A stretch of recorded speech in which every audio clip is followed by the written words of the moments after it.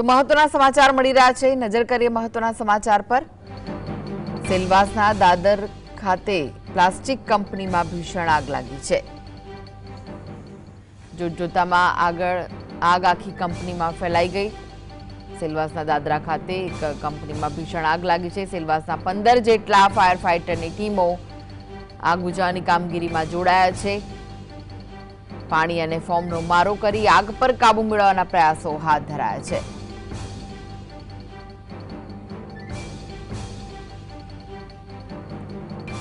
Emergency team અને પોલીસે તપાસ હાથ ધરી છે। તો કંપની તરફ જતા તમામ રસ્તાઓ પણ બંધ કરી દેવાયા છે। આ ઘટનામાં કોઈ જાનહાનિના અહેવાલ નથી।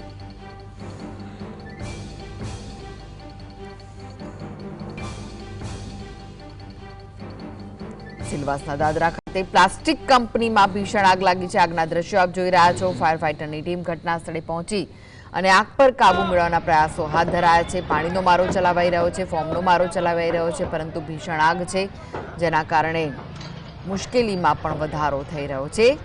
કંપની તરફ જવાના તમામ રસ્તાઓ પણ બંધ કરી દેવામાં આવ્યા છે। આગ લાગતા ધુમાડાના ગોટે ગોટા દૂર દૂર સુધી જોવા મળ્યા હતા। આગ કેવી રીતે લાગી તેને લઈને હવે તપાસ હાથ ધરાશે। આ વિશે વધુ માહિતી માટે જોડાઈ ગયા છે સંવાદદાતા મુરાદ। ભીષણ આગ લાગી છે, શું વિગતો મળી રહી છે?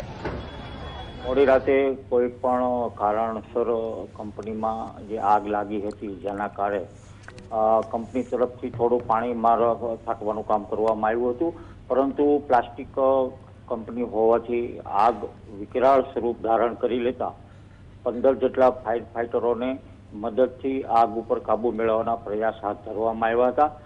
જોકે આજુબાજુમાં રહેણાંક વિસ્તાર હોય ત્યાંથી અફરાતફરી મચી ગઈ હતી, પરંતુ ઇમરજન્સીની ટીમ અને પોલીસ વિભાગ દ્વારા આવી અને આ પરિસ્થિતિ સંભાળી હતી।